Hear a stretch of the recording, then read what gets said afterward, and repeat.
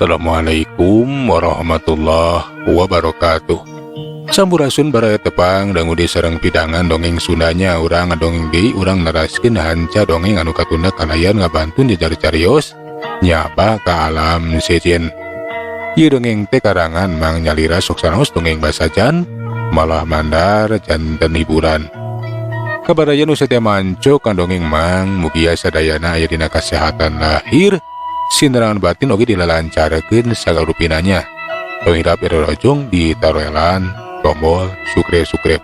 Mangga mitra supados teu nyangkolong tingkana waktos urang sami-sami dangukeun di kumaha terasna ieu caritanya bakalam sejen wilujeng ngadangukeun kurung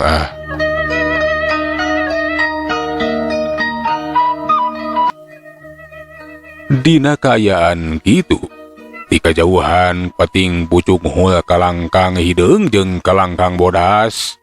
Eta dua makhluk teh nyamperkeun ka karna puguh we atuh karna teh maneh coloho kaget pok tumanya. Saha maneh teh saha? Pok kalangkang bodas teh nembalan. Kuring lambang cahaya. Kuring lambang poek euy. Kalangkang hideung ge meh bareng nembalan. Puguh we atuh karna teh kaget kadenge kitu mah. Nah naon maksud kadatangan eta dua makhluk? Katingali harita teh kalangkang bodas teh seuri, tapi harita teh terila katingali kawas anu ngemuka sedih. Karena anjeun teh ngeciptakeun perang antara dua jagat. Bener. Maneh teh ngeciptakeun perang di antara dua jagat karena ya ulah sangeunana. Uing mah teu rumasa nyiptakeun perang di antara dua jagat. Tapi uing teu bisa ngahijikeun diri, teu ngahijikeun eta dua negeri teh. Ngahiji ulah bikin kaya paperangan. Kami dua kekuatan moal bisa leungit, tapi moal bisa ngahiji. Hiji-hijina bisa ngahijikeun teh. Iwal maneh karena jadi iwal kuring bisa ngahijikeun. Nah kumaha eta teh? Lamun anjeun hayang ngahijikeun dua jagat, anjeun teh kudu nyaho heula nganyahokeun inti kekuatan dina diri anjeun sorangan karena jadi kitunya.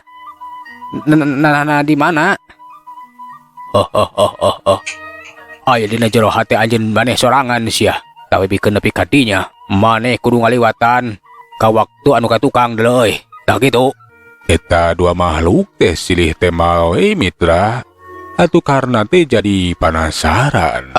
Anya tapi kumaha carana? Uing mah teu nyaho. Eta dua makhluk teh kawas anu silih reret silih pelong. Dina kaayaan kitu dak sakala.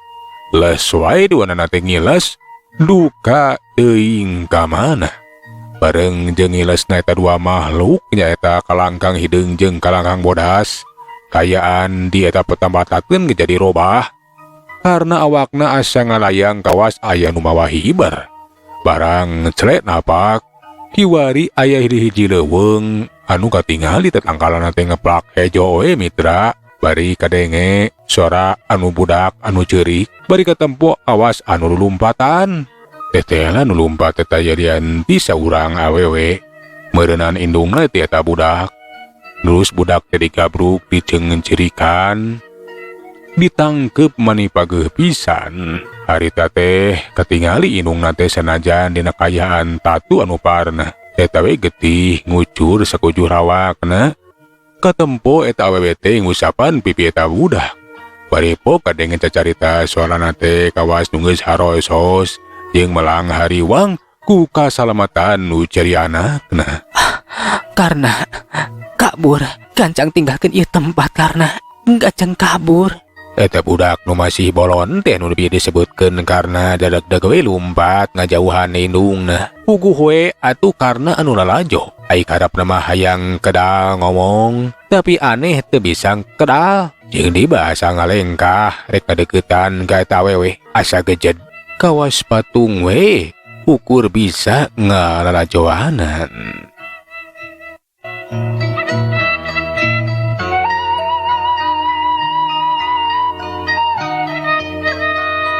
Di kajauhan hawar-hawar suara anu pating gorowok jeung pating corowok marake baju papakean sarwa hideung bari samakna ku pakarangna. Puguh we atuh karena teh mani molohok dewe kaget. Nah saha cenah eta pasukan teh? Sabubuhan prajurit ngadegetan ka eta wewe. Atuh eta wewe teh pok cacarita. Warek coba-coba ngaganggu ke anak aing sia. Halik nyingkah. Si prajurit teh tedaykeun nyingkah kalah kamesat pedangna. Geus kitu mah eta pedang teh dicorotoskeun kana dada eta awewe. Bres maka bres bembus kana dadana. Puguh we karena anu lalajo mani ngaranyap ngan bae jadi sureti. Boa eta anu lalajoan teh tayayanti indungna. Budak nu tadi lumpat teh tayayanti dirina anu masih keneh bolon. Cara inget naon-naon. Atuh karena harita manehna panonna mani molotot. Hayang nama hayang hojah. Tapi da puguh teu walak kaya mitra. Di hiji alam anu memang karena teh ukur lalajoe. Lalajoan masa lalu mitra muncul ayeuna mah. Atuh karena manehna teh kucicing we. Ngan teu lila harita teh ti tukangeunna teh aya nu carita tajalian ti eta kalangkang bodas jeung kalangkang hideung nu kating di mana jona. Ujug-ujug geus kasampak geus aya di tukang we. Karena ieu teh ngan lain ngan ukur waktu baheula anjeun karena. Tapi ieu teh kunci pikeun ngarubah jagat. Bener karena kapan kumaneh geus kasaksian sia euy. Tapi naon hartina ya? Teu ngarti wing mah. Cek karena tuh penasaran aneh ya kasih kalangkang bodas jeung kasih kalangkang boek mah atau kalangkang hideung. Madadak bisa cacarita eta karena teh. Tuh saksian di kumaneh karena. Oh bener. Saksian we tuh dalekeun deui sia euy karena dalekeun. Atuh si karena teh melawung dewe ka hareup. Bre katempo indungna teh katingali kawas anu geus leuseuh. Leuleus tanpa tangan pengawasa. Katingali harita teh pedang anu nancep dina dadana. Tapi aneh eta indungna teh kawas teh pangaruh naon-naon. Kawas anu teh sieun teh lewang hariwang. Sok sanajan pedangna geus nancep dina dada.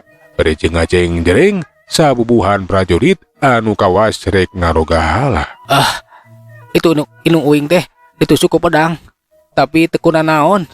Alah, lamun ieu ukur ukur bayangan wungkul, ukur ilusi.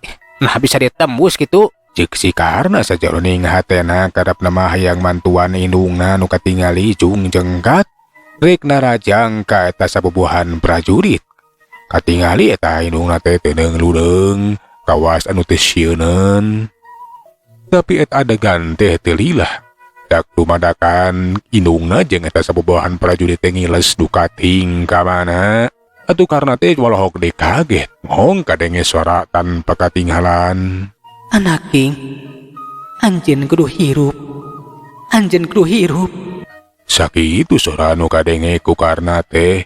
Leungit jeung eta suara dak dumadakan adegan teh kiwari maganti gan ningali saurang awewe anu keur ngajanteng nukangan saurang lalaki. Katempo lalaki teh jangkung gagah make baju hideung panonna hurung semu beureum. Atuh karena teh tumanya dewe sajeroning hatena. Nah saha cenah eta lalaki teh? Ai nah jadi robah kayaan teh. Nah saha eta lalaki tukangan awewe teh? Jelas eta awewe teh inung uing. Nya tapi sahanya moal kitu bapak uing. Cek si karena geus teh gue lamun eta lalaki nu make baju hideung teh tayalianti anu jadi babana. Basa si karena boga pikiran anu sarupa kitu. Kalangkang hideung tukangeun teh cacarita ditujukeun ka si karena.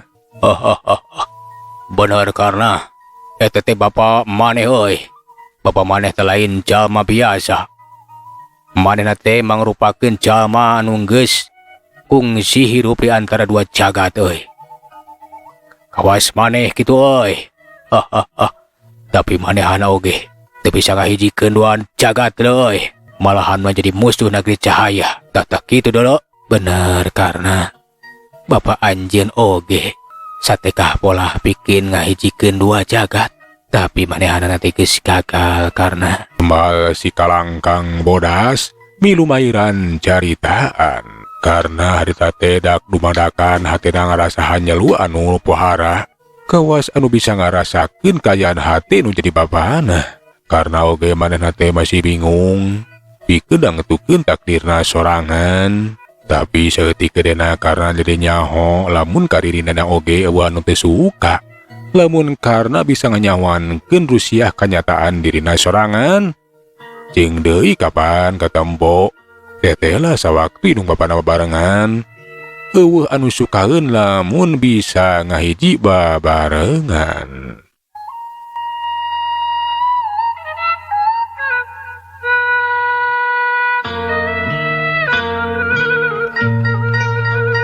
Tah gitu karena Bapak Anjeun ge kungsi ngahijikeun dua jagat.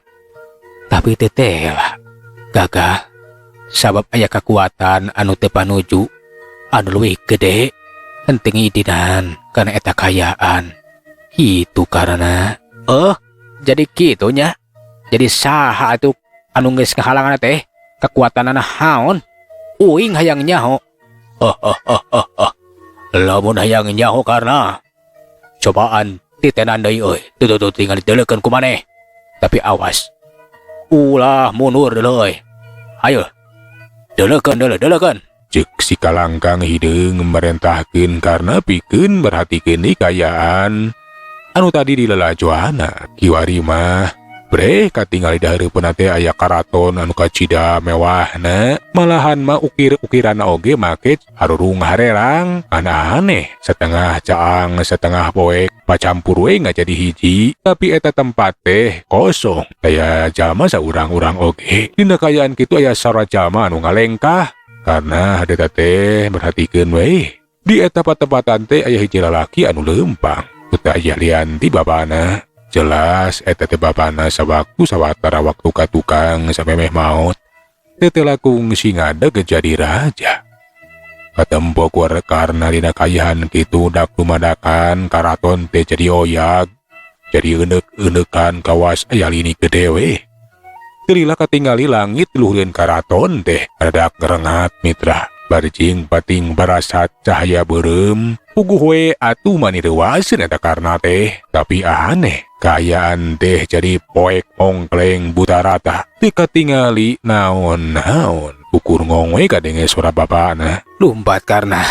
gancang lumpat karena kitu mitra suara nu kadenge ku karna teh leungit eta sora hendak lumadak kayaan dijadi cang deui karena teh kiwari balik deui kakayaan sawaktu cicing di eta leuweung hejo atuh karena teh ngahulang we ngadaga menang mikiran kejadian nunggu karandapan aneh buat tetempohan anu araraneh tetela ieu nama kanyahoan tetela geuning aya kekuatan anu ngancurekeun bapana teh tayalian ti cahaya beureum ngan saha jeung di mana cenah eta cahaya beureum deh jeung gambaran naon tina eta kajadian karena ulang we mikir alah jadi bingung tapi aya nama uing jadi nyaho teteh lah ka bapak uing teh anu teu suka jeung inu uing ngahiji ngan eta kekuatan cahaya beureum nah saha atuh jeung di bapak uing nepikeun ka teu mampu ngungkulanana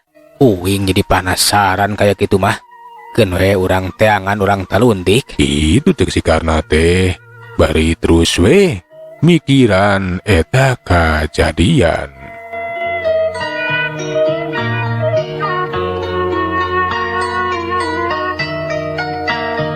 satu tasna rada lila ngahulang mikir karena kiwari teh cacarita sorangan we bingung kamana tuh si kalangkang bodas jeung si kalangkang hideung teh tinggal bejaan ka uing kurang ajar cek si karna kukulutus we manehna teh bari culang cileung neangan kalangkang hideung jeung kalangkang bodas nu teu katingali ayeuna mah ngan teu lila ngong kadenge suara si kalangkang hideung cacarita lamun maneh hayang nyaho kaita kekuatan cahaya beureum euy maneh teh kudu init kahijin nagri jin nya anu geus lila disumputkeun euy sabab titinya maneh bakal nyaho segala rupana euy ayo gancang init jadi aya nagri jin anu nyaho kana ieu Rusia kekuatan cahaya beureum Enya ku uing bakal diteangan lah. Tapi uing bingung. Kamana uing kudu milampah? Jeung di mana tempat? Nah keun kukuring bakal dianter karena engke anjeun teh bakal nyaho. Eta kerajaan Jin teh disebut Kerajaan Lurah Agung. Hiji kerajaan anu nyumput sabab eta negeri Jin teh negeri Jin antara alam manusia jeung alam jin. Tah gitu. Jadi kitunya. Nya gatu alus ari kitu mah. Jajabkeun uing ka eta kerajaan Lurah Agung. Tapi kahade teu sambarangan dulu. Lamun asup ka eta negara moal bisa balik deui euy.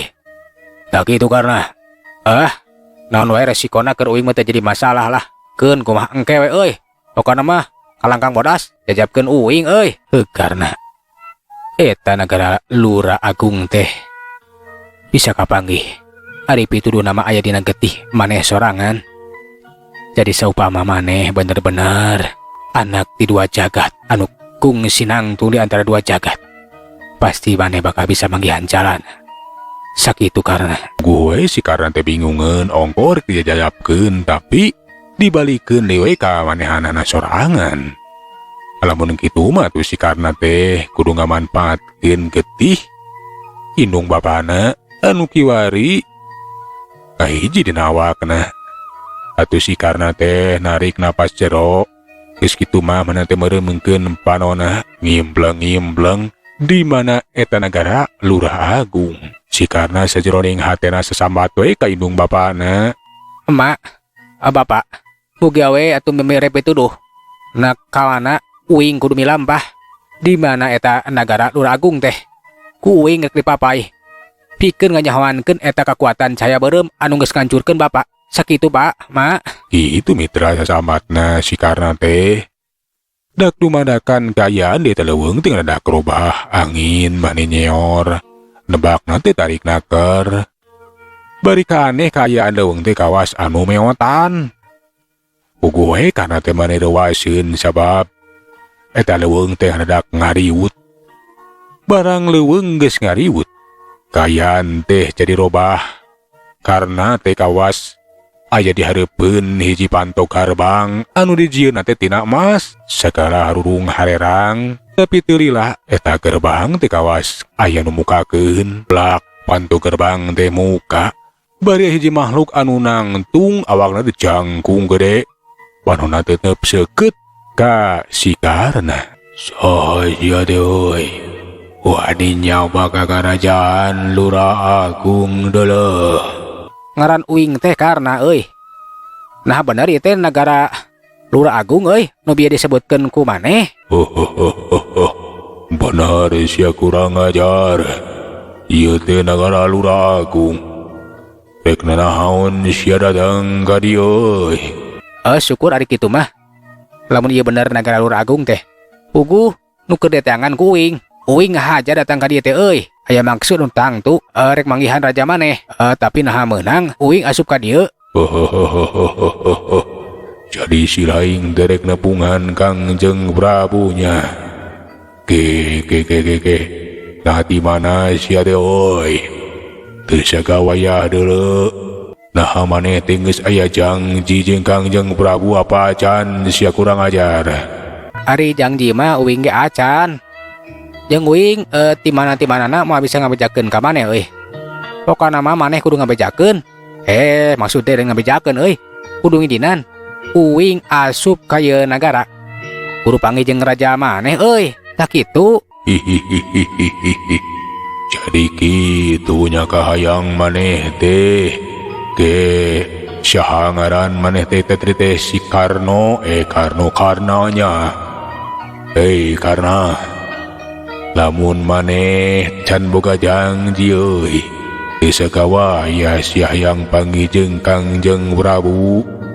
Jeung lantaran maneh teu ngabejakeun naon maksud maneh ti mana asal muasal. Tang tukula teh bisa ngidinan maneh asup ka ieu nagara euy.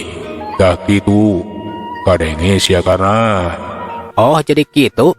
Jadi maneh teh teu ngidinan ka uing. Nya lamun geus kitu malah tampolong gandeng belut talian. Tong ngomong gandeng sia. Lu cekalian yang uing. Kurang ajar teh. Gue eta nu ngajaga pantu gerbang nagara teh manehna teh amok kasih karena panonamani molotot. Geus kitu mah atuh mitra. Waktu saparantos teh nyakapannya. Cak heula urang tuna jajara carita. Nya bakal lamun sejen duwi ka dieu. Urang teraskeun dina seri anu salajengna tumangsa lan undur. Assalamualaikum warahmatullahi wabarakatuh. Cak.